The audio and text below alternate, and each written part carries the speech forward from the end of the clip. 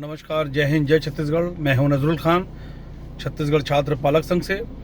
पालक संघ परिवार की तरफ से देश के प्रधानमंत्री माननीय श्री नरेंद्र मोदी जी को जन्मदिन की ढेर सारी शुभकामनाएं। ईश्वर उनको स्वस्थ रखे, सुरक्षित रखे। बात करते हैं छत्तीसगढ़ की। छत्तीसगढ़ में आपको मैं बता दूं कि जिस तरीके से देखा जा रहा है कि सरकारी स्कूलों में, आज मैं कई दिनों से सर्वे कर रहा हूं, देख रहा हूं, और कई कई जगहों पे गांव में या शहरों में मैं जो जा रहा हूं तो देख रहा हूं कि प्राइवेट स्कूल में तो निश्चित तौर पे बच्चों के पालकों के अंदर में एक डर है कोरोना को लेकर। इसकी वजह से प्राइवेट स्कूल के पेरेंट्स जो है वो समझदारी दिखाते हुए बच्चों को नहीं भेज रहे। कुछ पेरेंट्स जो हैं वो अपवाद हैं, उन्हें अपने बच्चों की ज़िंदगी और मौत से कोई लेना देना नहीं है। उनको ये पता होना चाहिए कि अगर उनका बच्चा अभी संक्रमित हो गया तो वो किस तरीके से अस्पतालों के चक्कर काटेंगे और वहाँ लाखों रुपए के जो बिल चुकाएंगे, और उसका इंतजाम उनको खुद करना पड़ेगा। राज्य सरकार उसके लिए आपको एक कौड़ी की कोई मदद नहीं देने वाली। उसके बाद भी अगर आप लोगों को लगता है कि आपके पास बहुत पैसा है, आपके पास बहुत बच्चे हैं, तो बेशक आप रिस्क लीजिए। बाकी पेरेंट्स से मेरा निवेदन है, अपील है कि अपने बच्चों को किसी भी स्थिति में, क्योंकि जिस तरीके से अक्टूबर को कहा जा रहा है, अक्टूबर या नवंबर में थर्ड वेव आ सकती है, बच्चों को संक्रमित कर सकती है, और बच्चे बड़ी तादाद में संक्रमण मतलब कोरोना संक्रमित होंगे, और बड़ी तादाद में बच्चों की जान का खतरा भी है। सरकार खुद कह रही है, WHO कह रहा है, बड़े बड़े अस्पतालों के विशेषज्ञ कह रहे हैं, उसके बाद भी सरकार की आंख बंद है। वैसे भी आपको बता दूं कि कोरोना काल में सरकार ने अपनी औकात दिखा दी है। सरकार के मंत्रियों ने, सरकार के विधायकों ने, उन्होंने बता दिया है कि वो कितने बड़े जन विरोधी हैं, पालक विरोधी हैं, छात्र विरोधी हैं। क्योंकि कोरोना काल में जब पालकों के सारे प्रतिष्ठान बंद थे, उसके बाद भी स्कूलों के द्वारा फीस वसूली गई, लेकिन सरकार का कोई भी नुमाइंदा जो है उसका विरोध करने के लिए सामने नहीं आया। निजी शिक्षा माफियाओं पर नकेल कसने की कोई भी कोशिश उनके द्वारा नहीं की गई। उसके बाद अस्पतालों में जो लूट हुई है वो किसी से छिपी हुई नहीं है। 2 लाख, 5 लाख, 10 लाख, 20 लाख तक के बिल बनाए गए। लोग उस बिल को जमा करने के लिए लोगों ने अपने घर को बेचा, जमीन को बेचा, जेवर को गिरवी रखा है, बेचा है। ये भी आप लोगों से छुपा हुआ नहीं है। तो मैं समझता हूं कि आप जिस पार्टी के हैं और जिस पार्टी की सरकार इस छत्तीसगढ़ में है, उस पार्टी के लोगों से पूछना चाहता हूं कि क्या आपके घर में जब कोरोना संक्रमित हुए तो लोग, और जब वो इलाज कराने गए थे, तो आपकी पार्टी का मुख्यमंत्री, आपकी पार्टी का विधायक आपको सपोर्ट करने के लिए नहीं आया क्या? आपको सपोर्ट करने के लिए अगर वो नहीं आया है तो फिर उसकी आप जय जयकार क्यों कर रहे हैं? मैं आपको इस बारे में और बाद में बात करेंगे। पहले अभी आप बात करते हैं कि मैं अभी कई दिनों से सर्वे कर रहा हूं कि सरकारी स्कूलों में जो है छात्रों की संख्या जो है वो मतलब उनकी तादाद बहुत ज्यादा है। कोई भी सोशल डिस्टेंसिंग का पालन नहीं हो रहा है, मास्क बिल्कुल भी बच्चे नहीं लगा रहे हैं, यानी कि सरकार पूरी तरीके से लापरवाह है। और कहीं ना कहीं जिला प्रशासन शायद ये चाहता है कि बच्चे संक्रमित हों और संक्रमित होकर मर जाएं, क्योंकि अगर बच्चों को कुछ होता है तो जिला प्रशासन सीधे हाथ खड़े कर लेगा, शिक्षा विभाग हाथ खड़े कर लेगा, राज्य शासन हाथ खड़े कर लेगा। उसके बाद सुनवाई कोई नहीं होगी, आप लड़ते रहोगे, आपका बच्चा मर जाएगा और आपको सुनने वाला कोई नहीं होगा। ठीक है? तो मुझे लगता है कि शायद आप लोगों को क्या बोलते हैं, शोषण जो आप लोगों का हो रहा है उसको सहने की आदत हो गई है आपकी। मैं जिंदा हूं, गलत चीजों का विरोध करता हूं मैं और करते रहूंगा, और मैं शिक्षा माफियाओं का विरोध करता हूं। मैं पालकों से एक चीज पूछना चाहता हूं कि आप एक बात बताइए, क्या आप किस चीज का इंतजार कर रहे हैं? जो कोरोना काल में आपको लूटा गया, उसके बाद अभी भी आपको आपके बच्चे को फीस के लिए जो दबाव बनाया जा रहा है, आपके ऊपर में प्रेशर डाला जा रहा है। सारे स्कूलों ने छत्तीसगढ़ में 8 से 10% फीस बढ़ा दी है। आप ये सोचिए कि सरकार जो है किस तरीके से पालक हितैषी है कि इतना परेशानी झेलने के बाद पालकों ने कैसे जैसे तैसे अपने परिवार का कोरोना के पीरियड में अपने परिवार का पालन पोषण किया, और उसके बाद उनकी जो जमा पूंजी थी वो खत्म हो चुकी थी। आपको क्या लगता है, व्यापार बहुत अच्छा चल रहा है? मार्केट में बहुत बढ़िया से लोगों के पास पैसे ही नहीं है, व्यापार कहां से चलेगा? और जब व्यापार नहीं चलेगा तो लोगों के पास पैसा कहां से आएगा? 50% लोग छत्तीसगढ़ में भी बेरोजगार हो गए हैं।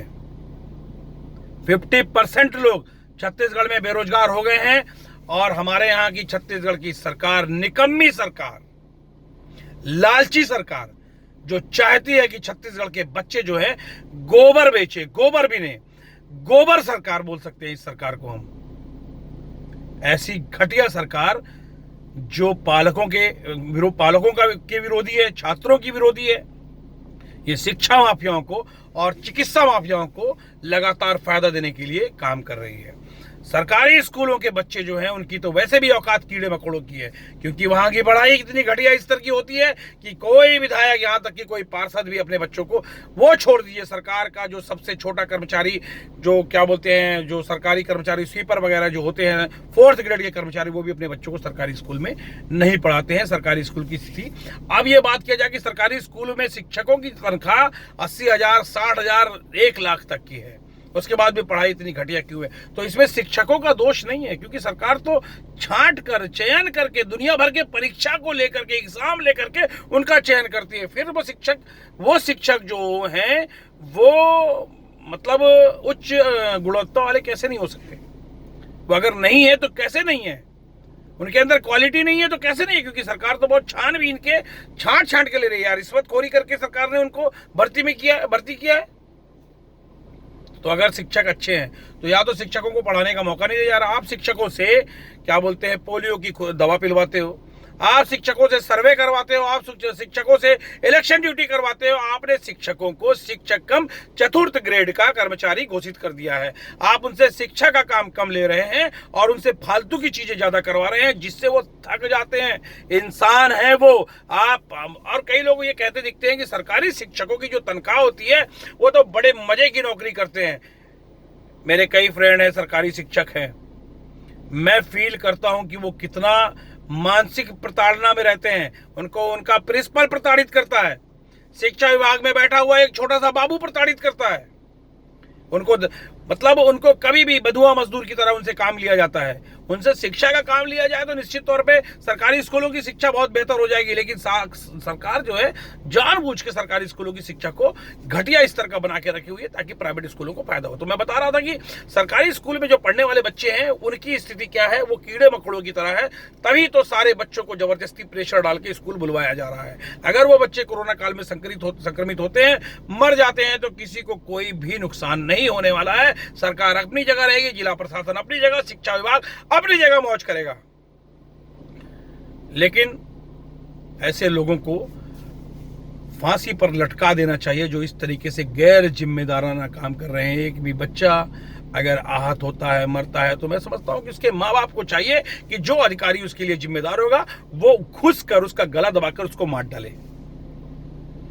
कोई भी बच्चा अगर संक्रमित होता है और संक्रमित होने के बाद उसकी जान चली जाती है तो निश्चित तौर पे उसके लिए जो अधिकारी जिम्मेदार होगा उसको मतलब उसको फांसी की सजा या तो दी जानी चाहिए। कानून उसको या तो फांसी की सजा दे, या तो फिर हम लोग अपना कानून अपने हाथ में लेंगे और उसके लिए बहुत बुरा से बुरा सोचेंगे। क्या होगा? जेल भेजा जाएगा। हमारे देश के क्रांतिकारी भगत सिंह जी भी जेल गए थे, सुभाष चंद्र बोस जेल गए थे। तो ठीक है, उस फेरिस्त में मैं चाहता हूं, बहुत किस्मत वाला होऊंगा कि मैं अपने देश के लोगों को, जो कानून बना हुआ है उस कानून का पालन करवाने के लिए मैं अपने देश के लोगों के लिए लड़ रहा हूं। शिक्षा का जो धंधा चल रहा है उस धंधा को खत्म करने के लिए, उस व्यापार को खत्म करने के लिए लड़ रहा हूं और मैं निश्चित तौर पर लड़ते रहूंगा। पालकों से एक चीज मैं कहना चाहता हूं कि मैं हाथ जोड़कर उनसे विनती करता हूं कि कोई भी नहीं आएगा। आपको 2 तरीके से राहत मिल सकती है। पहला तरीका यह है कि आप स्वयं यूनाइट होकर शिक्षा माफियाओं की ईंट से ईंट बजा दें, उनकी जूतों से पिटाई करें, उनके स्कूलों में घुसकर स्कूलों में कब्जा कर लें, उनको फीस देना बंद कर दें, पूरी तरीके से 1 रुपए की भी फीस उनको न दें। दूसरा यह हो सकता है कि आपका चुना हुआ जनप्रतिनिधि जो है वो इन शिक्षा माफियाओं के खिलाफ में मुहिम चलाए, इनकी ऐसी तैसी करे। लेकिन वो करेगा नहीं, क्योंकि वो लालची है, निकम्मा है और वो भ्रष्ट है। इन शिक्षा माफियाओं से आर्थिक लाभ लेकर वो सिर्फ अपना स्वार्थ सिद्ध कर रहा है। उसको आपके और आपके बच्चों की पढ़ाई से कोई मतलब नहीं है। सबसे पहली चीज, पेरेंट्स मेरी बात को ध्यान से सुने, अपने बच्चों को स्कूल बिल्कुल भी ना भेजें, क्योंकि जिस तरीके से अक्टूबर या नवंबर महीने में 3rd वेव आने की बात कही जा रही है और खुदा ना खास्ता अचानक से आएगा, जिस तरीके से 2nd वेव अचानक से आया था और सारा तहस नहस हो गया था, पूरा देश, पूरे छत्तीसगढ़ नहीं पूरा देश तहस नहस हो गया था। हम सिर्फ रो के रह गए थे, खून की आंसू पी के रह गए थे, क्योंकि हमारे पास उसका कोई इलाज नहीं था। और आज जो लोगों को लगता है कि उन्होंने कोविशील्ड लगा ली है या स्पुतनिक लगा ली है या कोवैक्सीन लगा ली है, तो वो अमृत तो नहीं मिल गया है उनको भैया। ठीक है, ये याद रखना कि आप कुछ नहीं है आपके अंदर में। ठीक है, ये सिर्फ आपके दिल की तसल्ली के लिए ये वैक्सीन आपने जरूर लगवा ली है, लेकिन ये याद रखना कि आपको सेफ्टी रखनी पड़ेगी। ये वैक्सीन आपको नहीं बचाएगी, आपकी जान नहीं बचा सकती है, ठीक है।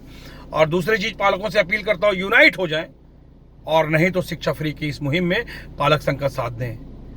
मैं अकेला भगवान नहीं हूं, मैं आपके बच्चों के लिए लड़ रहा हूं, आपके लिए लड़ रहा हूं, तो आपकी जिम्मेदारी बनती है कि आप मेरा साथ दें। मैं शिक्षा को फ्री कराना चाहता हूं। और जो लोग ये कहते हैं कि फ्री होगा तो गवर्नमेंट स्कूल में पढ़ा लो, तो उनको कहना चाहता हूं, अबे मूर्खों, अगर हमको गवर्नमेंट स्कूल में पढ़ाना है तो इस निकम्मी सरकार की क्या जरूरत है? वो तो जो सरकार आएगी, जो विधायक आएगा, वो हमको फ्री पढ़ाएगा, क्योंकि ऐसा बना हुआ है सिस्टम। शिक्षा फ्री हो सकती है, आपके अपने वोट से हो सकती है। आप वोट दोगे, सरकार बनेगी, और सरकार कुछ भी कर सकती है। एक बात बताइए, अभी केजरीवाल जी घूम घूम कर यूपी में ये कह रहे हैं कि बिजली फ्री कर देंगे। तुम्हारे बाप का है बिजली फ्री कर दोगे? तुम बिजली फ्री करके साले दूसरे तरीके से पैसा हमसे वसूलोगे। तुम बिजली फ्री कर दोगे और दूसरी चीजों में पैसा बढ़ा दोगे और हमारी ऐसी तैसी कर डालोगे। तुम चावल फ्री दे रहे हो, निकम्मा बना दिए हो। तो मेरा कहना यही है कि फ्री देना है तो एजुकेशन दीजिए, मेडिकल दीजिए, और अगला चुनाव हम शिक्षा फ्री और एजुकेशन फ्री और मेडिकल फ्री पे लड़ेंगे, और इसमें मुझे आप लोगों का साथ चाहिए। मैं आप लोगों से अपील करता हूं, निवेदन करता हूं कि अब की अपना वोट शिक्षा फ्री और चिकित्सा फ्री के नाम पर दें। जय हिंद, जय छत्तीसगढ़।